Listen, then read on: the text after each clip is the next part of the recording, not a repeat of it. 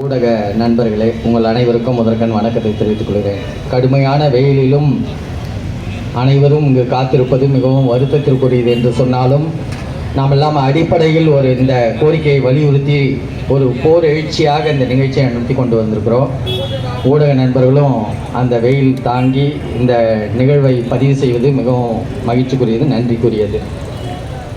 இந்த நிகழ்ச்சியிலே 60க்கும் மேற்பட்ட இயக்கங்கள் கலந்து கொண்டிருக்கின்றன. ஆளுநர் பதவி என்பதே வேண்டாம், கூடாது என்பதுதான் அடிப்படை நோக்கம். இப்பொழுது ஜி.ஆர். சுவாமிநாதன் அவர்களை ஆதரித்து 56 ஓய்வு பெற்ற நீதிபதிகள் அறிக்கை விட்டிருப்பதாக செய்தி வெளிவந்திருக்கிறது. நாங்கள் அந்த 56 நீதிபதிகளும் ஓய்வு பெற்ற நீதிபதிகளும் அவரை வரவேற்கிறார்கள் என்பதை பெரிய அளவில் ஊடகங்களில் பதிவு செய்கிறார்கள், செய்தித்தாளில் போடுகிறான். ஆனால் அதே போது இந்த ஆளுநர் கூடாது என்பது 60க்கும் மேற்பட்ட இயக்கங்கள் நாங்கள் எல்லாம் முன்மொழிகிறோம். இதை வெளிப்படுத்த வேண்டிய கடமை எல்லாருக்கும் உண்டு. 56 ஓய்வு பெற்ற நீதிபதிகள், நாங்கள் இந்த 60க்கும் மேற்பட்ட இயக்கங்கள் ஓய்வு பெறாத இயக்கங்கள், எல்லாம் போராட்ட களத்திலே இருக்கக்கூடிய இயக்கங்கள்.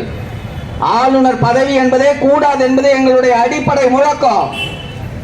எந்த நாட்டிலையுமே, உலகத்தில் எந்த நாடுகளிலுமே ஆளுநர் பதவி என்ற ஒரு பதவி கிடையாது. இருக்கக்கூடிய அந்த பதவி இருக்கக்கூடிய நாடுகள்லையும் தேர்ந்தெடுக்கப்படாத நிலையில் அமர்த்தம் செய்வது என்கிற நடைமுறையே இல்லை.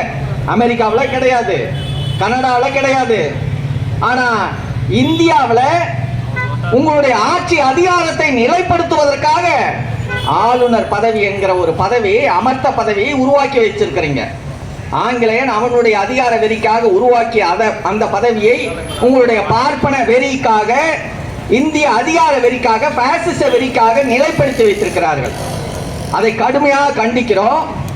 இன்றைக்கு இந்தியாவிலே எந்த அதிகாரிக்கும் இல்லாத ஒரு பெருத்த அதிகார வெறி அவரிடம் உள்ளது. நம்முடைய பாலாசா வல்லவன் அவர்கள் குறிப்பிட்டார்கள். இம்பீச்மெண்ட் அவர் கிடையாது, அவரை பதவி நீக்கம் செய்ய முடியாது, யாராலும் நீக்கம் செய்ய முடியாது. இரண்டாவது, அவர் நினைத்ததெல்லாம் செயல்படுத்துவார். அப்படியான அதிகாரம் அவருக்கு கொடுக்கப்பட்டிருக்கு. குடியரசுத் தலைவர் கூட அந்த அதிகாரம் கிடையாது. ஆக இப்படியான இரு பெரும் அதிகாரங்களை கொண்டிருக்கக்கூடிய ஆளுநர் தான் இந்தியாவில் இருக்கக்கூடிய எல்லா அதிகாரிகளையும் மேம்பட்டவராக, அதிகார வெறிபிடித்தவராக அலைந்து கொண்டிருக்கிறார் எல்லா மாநிலங்களிலையும். இது ஏதோ ஆளுநர் ரவிக்கு மட்டுமல்ல, இந்தியாவில் இருக்கக்கூடிய எந்த மாநிலங்களிலும் ஆளுநர் என்பதே கூடாது என்பதுதான் எங்களுடைய வலியுறுத்தம்.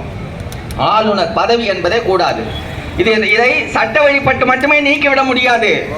தோழர் மங்கை செல்வன் குறிப்பிட்டது போல சட்ட வழிபட்டு மட்டுமே, அல்லது சட்டமன்றத்திலோ நாடாளுமன்றத்திலோ மட்டுமே இதை முன்மொழிந்து இதை நீக்கிவிட முடியாது. இதை பெரும் மக்கள் போராட்டத்தால் தான் செய்ய முடியும்.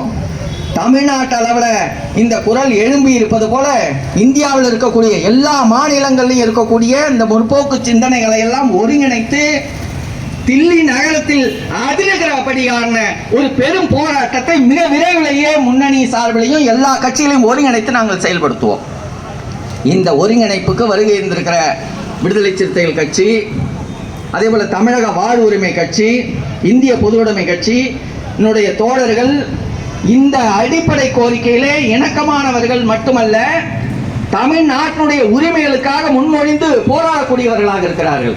அந்த அடிப்படையிலே தான் நாங்கள் தேர்தலில் ஈடுபடாத இயக்கங்களாக இருந்தாலும் கூட இதோடு இணைந்து ஒரு பெரும் முழக்கமாக இந்திய அளவில் இருக்கக்கூடிய எல்லா இயக்கங்களையும் ஒருங்கிணைத்து எல்லா மாநிலங்களையும் இந்த கருத்தை பரப்பி ஒரு பெரும் எழுச்சியை நாம் உருவாக்க வேண்டிய கடமையில் நாம் இருக்கிறோம்.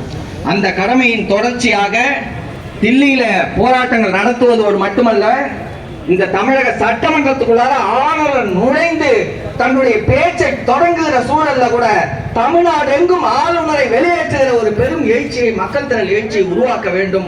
அதற்கான ஒருங்கிணைப்பு திட்டங்களை நாம் அனைவரும் ஒன்று கூடி வகுப்போம். அந்த வகுப்பாடுக்கு அனைவரும் ஒருங்கிணைந்து திட்டமிடுவதற்கும் செயல்படுவதற்கும் நம்முடைய கைகள் ஓங்கி இணைந்து செயல்படுத்துவோம் என்று கூறி இந்த நிகழ்ச்சியில் வருகை இந்த அனைவருக்கும் நன்றி கூறி விடைபெறுகிறேன். நன்றி, வணக்கம். நன்றி தோழர்.